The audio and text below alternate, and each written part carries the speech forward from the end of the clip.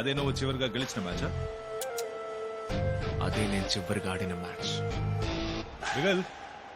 మిగిలిన వాళ్ళకే ఇది ఆంధ్ర వర్సెస్ మణిపూర్ మ్యాచ్. నాకు సంబంధించినంత వరకు ఇట్స్ బిట్వీన్ సమ అండ్ బిగల్. చూద్దాం.